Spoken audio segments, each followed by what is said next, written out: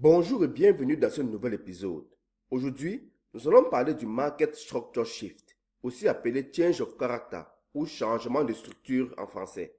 Nous allons voir en détail tout ce qui concerne ce concept. Qu'est-ce que c'est? Où l'identifier? Comment le valider ou l'invalider?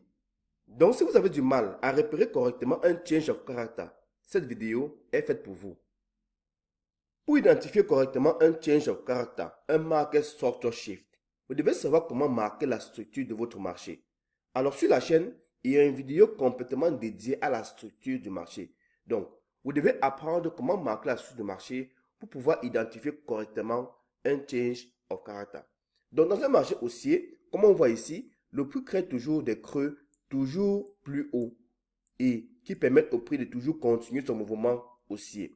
Donc, lorsqu'on casse le sommet précédent, comme on voit ici, on crée un BOS. Break of structure, ainsi de suite.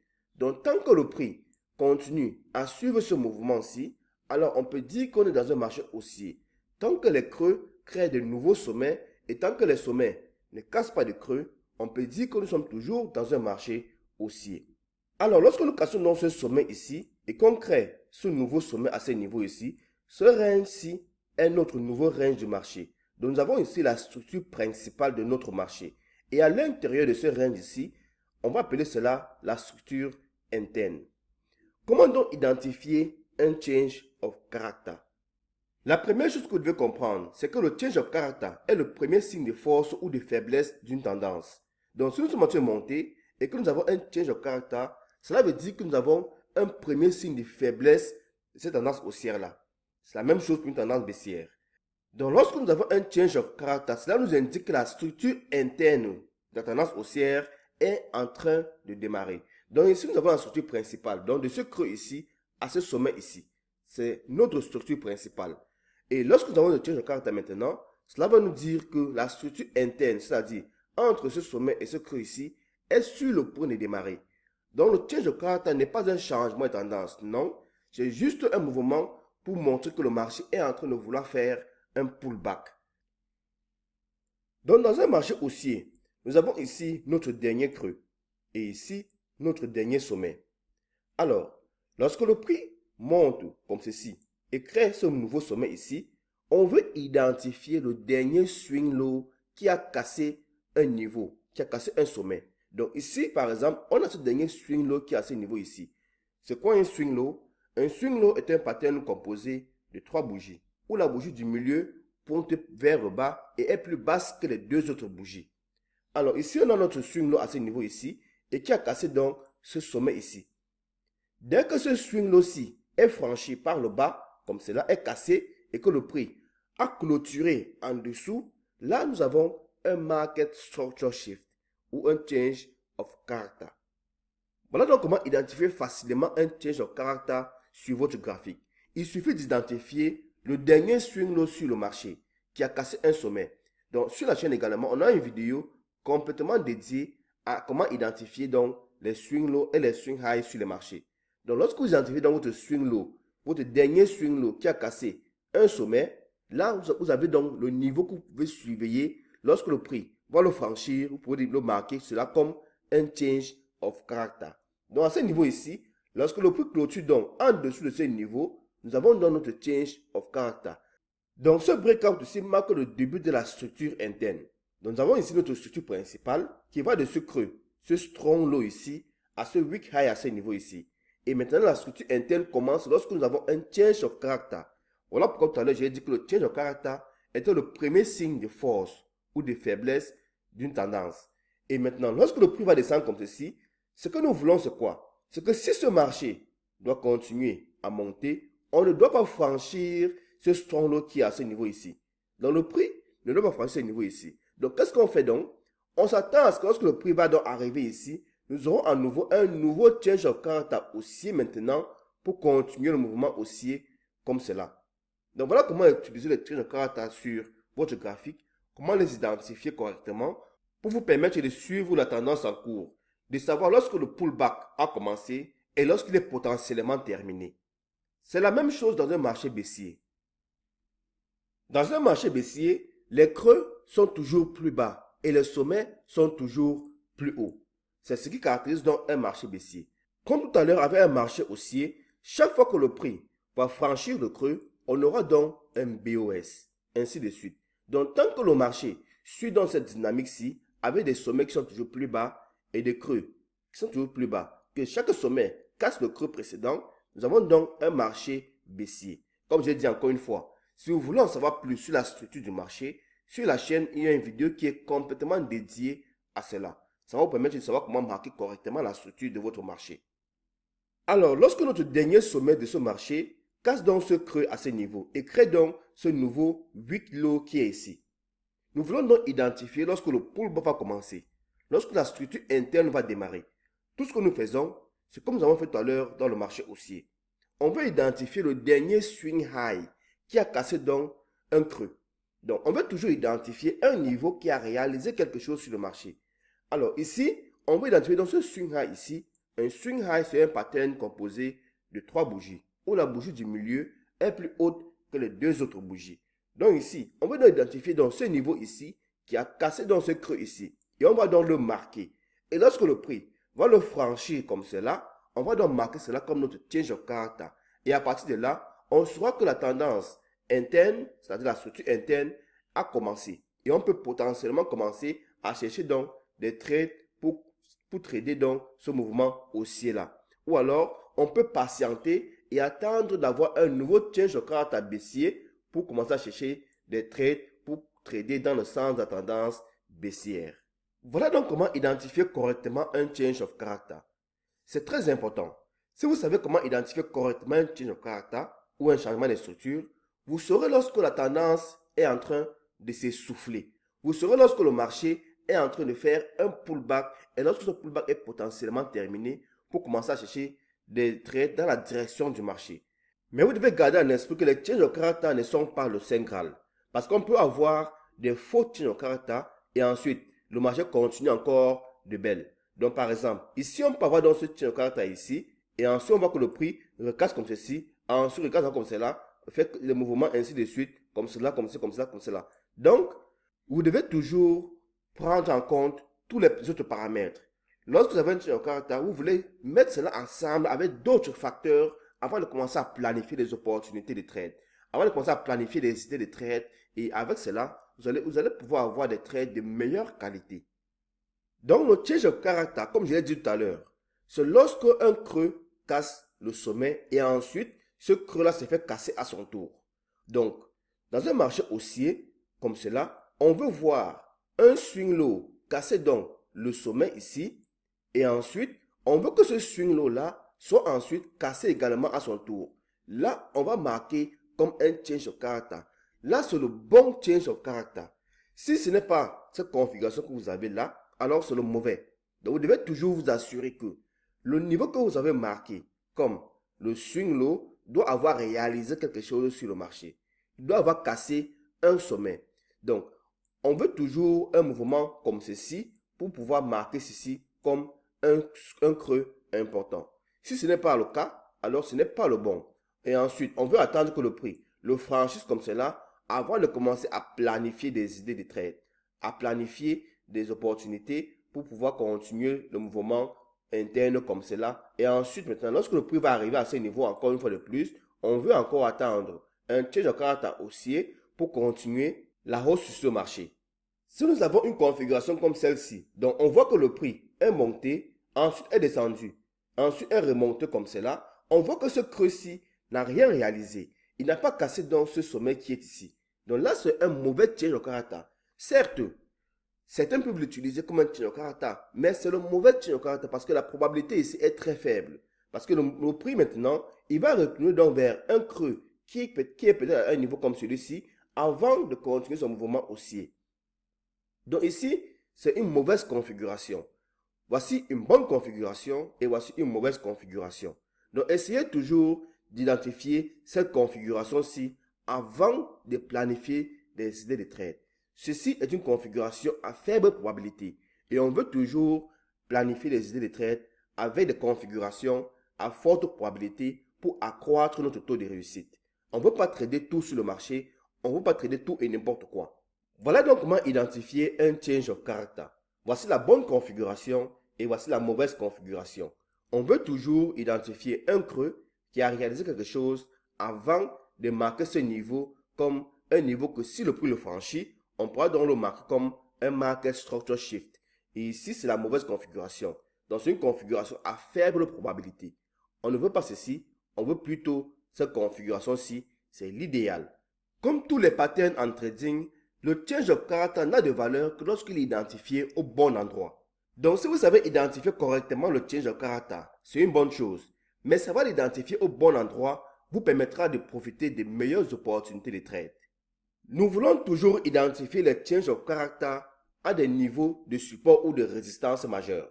Donc, lorsque le prix d'une tendance haussière s'approche donc d'une zone de résistance comme ceci, ces zones peuvent être un order block, un niveau de liquidité ou alors n'importe quoi d'autre, un fair value gap ou n'importe quoi d'autre.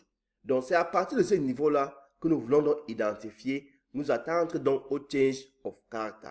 Donc, on ne veut pas identifier les change of character au milieu de nulle part. On veut toujours les identifier, on veut toujours les chercher à des niveaux de support ou de résistance.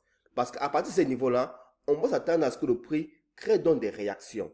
Et ces réactions peuvent vous provoquer donc un début de pullback ou alors un début de changement de tendance. Parce que le prix peut commencer par un change of character et ensuite, ce change of character peut continuer et casser donc le strong low, ce qui va donc créer donc un changement de tendance. Donc, on veut toujours identifier donc notre change of character à des niveaux de résistance ou de support majeur.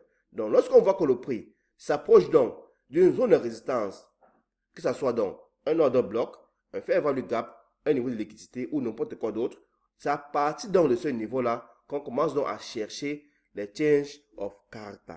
Et dès que le prix tape donc dans la zone comme celle-là, qu'est-ce qu'on va donc faire? On fait marche arrière, on essaie donc d'identifier donc notre dernier swing low sur le marché qui a cassé donc un sommet et là on va donc tracer et mettre une alerte. Et dès que le prix viendra donc casser dans le niveau, on aura donc une alerte qui va sonner et on pourra donc marquer ce niveau comme un change of character. Et à partir de là, on saura donc que la structure interne a commencé et que actuellement, on est en train de trader donc le pullback donc sur ce marché.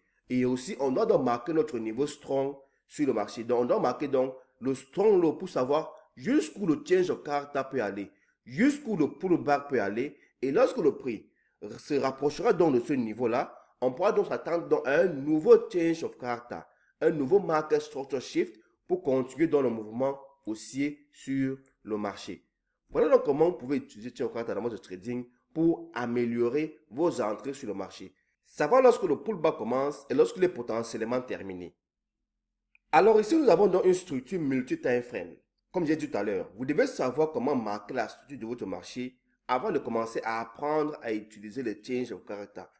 Si vous ne savez pas comment marquer correctement la structure de votre marché, vous aurez du mal à utiliser correctement donc cet outil pour pouvoir optimiser votre stratégie. Donc ici, nous avons donc une structure multi-time frame.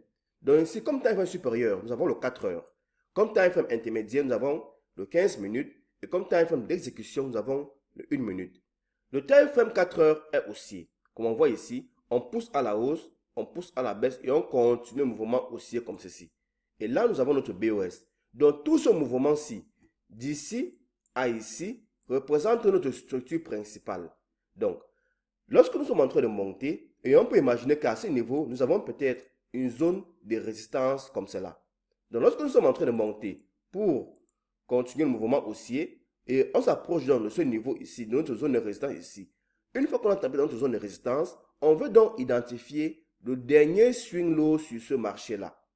Le dernier swing low qui a cassé donc le sommet qui se trouve là. Donc ici, on a notre résistance. On tape à l'intérieur. Le pullback commence. Et une fois que le prix vient casser donc notre dernier swing low ici, nous avons un market structure shift. Et ce mouvement-ci peut être vu sur le 15 minutes. Donc sur le 15 minutes, on aura maintenant un mouvement baissier. On aura une tendance baissière sur le 15 minutes. Parce que le 15 minutes deviendra baissier pour faciliter le pullback du time frame 4 heures. Et ainsi de suite. Le 1 minute deviendra haussier pour faciliter la continuation du time frame 15 minutes. Donc comprendre le multi-time frame permet de savoir naviguer entre les différentes unités de temps sur un graphique. Alors, ici on a notre mouvement haussier sur time frame 4 heures. Le 15 minutes devient donc baissier pour faciliter le pullback du 4 heures. Alors, Dès que le prix casse donc ce niveau ici, on a notre change of character du time frame 4 heures. On voit donc que le 15 minutes devient baissier. On pousse à la baisse, on pousse à la hausse, on pousse à la baisse, on pousse à la hausse et ainsi de suite. Comment donc savoir que le pullback du time frame 4 heures est potentiellement terminé? On veut donc chercher encore une fois de plus un change of character sur le time frame 15 minutes. Donc dès que le prix va réaliser un change of character sur le 15 minutes, on pourra donc considérer que le pullback du 4 heures est potentiellement terminé et qu'on peut commencer à chercher des opportunités de trade sur le 1 minute pour continuer le mouvement haussier et cibler donc ce week high du 4 heures qui est à ce niveau ici. Alors, qu'est-ce qu'on va donc faire? On va identifier le dernier swing high sur le 15 minutes qui a cassé donc un swing low, comme on voit à ce niveau-là. Donc, dès que ce swing high-ci sera franchi, donc on l'identifie, on le marque, on met une alerte dessus, et dès que le prix va franchir ce niveau et clôturer dessus, on pourra marquer cela comme un market structure shift. Et qu'est-ce qu'on fera ensuite? On passe maintenant sur le time frame 1 minute pour commencer à chercher des opportunités de trade. Parce que vous devez savoir que lorsque le prix casse un niveau, on s'attend toujours à un pullback. On ne prend pas directement une opportunité de trade. On ne prend pas directement un trade pour continuer à la hausse. Parce que si on prend un trade, par exemple ici, notre stop loss sera beaucoup trop grand. On va devoir le placer jusqu'à ce niveau ici. Donc on passe sur le 1 minute pour attendre donc une meilleure opportunité de trade. Donc dans cette impulsion-ci, donc de ce niveau à ce niveau ici, on va chercher soit des autres blocs, des fair value gap qui sont encore valides, qu'on peut utiliser ce time frame 1 minute pour chercher donc des opportunités de trade. On voit que ce time frame 1 minute, le 1 minute devient maintenant baissier pour faciliter le pullback de ce mouvement ici. Donc, comme on voit ici, 1 minute crée donc ce sommet et ce creux ici. On est baissier jusqu'à ce niveau ici. Et lorsque le change of character, encore une fois de plus, surgit sur le time frame 1 minute, alors là, nous avons un parfait alignement des time frames. Le time frame 4 heures est haussier, le time frame 15 minutes est haussier et le time frame 1 minute est également haussier. Et là, on peut maintenant prendre notre opportunité de trade et cibler directement notre week high qui est à ce niveau-là. Voilà donc comment utiliser le multi-time frame et utiliser le change of character pour savoir optimiser nos entrées sur le marché. Alors, je sais que ça fait beaucoup, donc prenez le temps nécessaire pour comprendre ce concept, comprendre le multi-time frame, comprendre comment marquer la structure du marché, comprendre comment identifier le market structure shift et ensuite, vous pourrez maintenant comprendre comment les mettre ensemble pour pouvoir identifier les meilleures opportunités de trade sur les marchés. Comme je l'ai dit tout à l'heure, aucun concept ne fonctionne seul. Donc, chaque fois que vous utilisez un concept, vous devez toujours le combiner avec d'autres concepts pour pouvoir optimiser vos entrées sur le marché. Le change of character ne fonctionne pas tout seul. Il doit être mis ensemble avec la structure du marché et d'autres concepts pour pouvoir optimiser votre plan de trading. Passons maintenant sur le graphique pour voir quelques exemples. Nous sommes ici sur le graphique GBP USD, time frame mensuel. On a donc notre strong low à ce niveau ici. Et on voit qu'on est dans un marché haussier. On pousse à la hausse, on pousse à la baisse et on continue dans le mouvement haussier. Avec cela, on sait que si le prix veut continuer son mouvement haussier, on doit respecter ce strong low à ce niveau ici. On ne doit pas clôturer en dessous. Donc lorsque le prix commence dans le pullback à ce niveau-ci, pour se rapprocher de ce strong low ici, on veut identifier un change of character dans cette zone ici sur le time frame inférieur.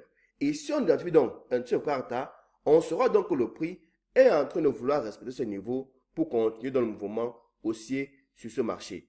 Donc sur le time frame inférieur, ce que nous allons chercher à ce niveau ici, c'est un change of character qui va nous signaler que ce mouvement baissier-ci, ce pullback vers ce strong low ici est terminé. Donc notre structure interne est terminée pour que la structure principale puisse continuer son mouvement haussier. Donc on va essayer d'identifier donc le dernier swing high qui a cassé un creux et ensuite on va le marquer. On va mettre une alerte et on va attendre tranquillement que le prix vienne le franchir. Pourquoi est-ce important? Identifier donc le dernier swing high qui a cassé un creux et le marquer, c'est très important parce que si le prix veut continuer le mouvement baissier, donc si ce pullback baissier s'il veut continuer pour créer un changement de tendance, ce dernier swing high sur le time frame inférieur ne doit pas être franchi. Et s'il est franchi, ça veut dire que le mouvement interne, la structure interne est probablement terminé. Voilà pourquoi c'est très important de marquer le niveau qui a réalisé quelque chose. de ne pas marquer n'importe quel niveau, mais de marquer un niveau qui a réalisé un mouvement sur le marché, qui a cassé un creux et ensuite vous le marquez. Pas n'importe quel niveau. C'est très important. Donc, une fois que ce niveau-là sera franchi, cela va nous permettre maintenant de commencer à chercher des opportunités de trade pour continuer le mouvement haussier dans le sens du mouvement du time frame supérieur. Passons donc sur le time frame inférieur pour voir exactement ce qu'il en est. Nous sommes ici sur le time frame 4 heures et ici on va essayer d'identifier donc le dernier sommet qui a créé un creux. Alors on voit que le prix a ce mouvement baissier qui est là comme ceci. Donc dans ce mouvement baissier, on va identifier chaque swing high. Alors ici on a un swing high comme on voit ici. Ce swing high a cassé ce creux ici. Alors oui, c'est un bon swing high. On continue à la baisse. On voit qu'on a ce swing high maintenant qui est à ce niveau ici. Ce swing high a cassé ce creux à ce niveau ici. Là maintenant, on constate que ici c'est le dernier swing high qu'on a à ce niveau. Donc, le prix a fait ceci, est descendu, est remonté, est descendu encore, est remonté et a poussé à la baisse fortement. Donc, avec cela, on voit qu'ici, c'est notre dernier swing high sur le marché. C'est le dernier swing high qui a poussé le prix à la baisse. Donc, c'est le dernier swing high important sur ce marché. On va donc le marquer comme cela et on attend tranquillement que le prix vienne le franchir. Et une fois que le prix commence à remonter, comme on voit ici, on commence à remonter à la hausse, on attend tranquillement que le prix clôture au-dessus de notre niveau. Le prix doit clôturer au-dessus de notre niveau. On ne veut pas une fausse cassure. On ne veut pas une prise de liquidité. On veut un BOS. On veut que le prix clôture au-dessus de notre niveau pour pouvoir marquer ce niveau comme un MSS, un Market Structure Shift. Donc, une fois que le prix clôture comme cela, on a notre Market Structure Shift. On peut maintenant commencer à chercher donc des opportunités de trade sur ce marché pour aller à la hausse. Voilà comment donc marquer un Market Structure Shift. Faisons un autre exemple. Nous sommes ici sur le graphique du Bitcoin, time frame mensuel. Nous sommes toujours dans un mouvement haussier. On pousse à la hausse, on fait un pullback et on continue donc à la hausse. On a notre BOS à ce niveau ici et on a notre strong low à ce niveau ici. Alors, comment nous savoir que la structure interne est sur le point de commencer? Comment savoir que ce mouvement baissier-ci est sur le point de commencer? On va faire la même chose comme tout à l'heure sur le graphique GBP USD. On va passer ce time frame inférieur et marquer donc le dernier swing low sur ce marché et attendre que le prix vienne le franchir. Parce que tant que le prix ne le franchit pas, tant que le prix continue donc à respecter les sommets et les creux sur un marché, alors là, nous sommes toujours en train de continuer le mouvement haussier. Dans une tendance haussière par exemple, tant que le prix continue donc à respecter les creux, alors le marché haussier peut continuer. Mais dès que le prix commence donc à franchir les creux, alors le pullback est en train de commencer. Donc, c'est la même chose qu'on veut faire ici. On veut passer sur le time frame inférieur. Et dans cette zone ici-là, on veut identifier un market structure shift. On veut identifier un change of character pour commencer à trader la structure interne sur ce marché pour continuer le mouvement haussier plus tard. Passons donc sur le time frame inférieur. Alors, nous sommes ici sur le time frame 4 heures du Bitcoin. On voit qu'on a ici notre mouvement haussier du time frame mensuel. On veut procéder de la même manière comme tout à l'heure sur le time frame 4 heures du GBP USD. On veut identifier donc les creux sur ce marché. On voit qu'on a ce creux ici, très bien, qui a cassé donc ce niveau ici. On continue à la hausse. On a ce creux ici qui a cassé ce niveau ici. Ensuite, ce creux-ci s'est fait casser à son tour. On aurait pu identifier cela comme un market structure shift. Bien sûr, parce que comme on voit là, le prix a légèrement clôturé au-dessus de ce niveau à ce niveau. Très bien, mais si vous marquez ceci comme un market structure shift, il n'y a pas un problème. Bien sûr, parce que vous respectez quand même la règle que le prix a clôturé au-dessus d'un niveau. Mais qu'est-ce qui se passe plus tard? C'est là où les autres concepts rentrent en jeu.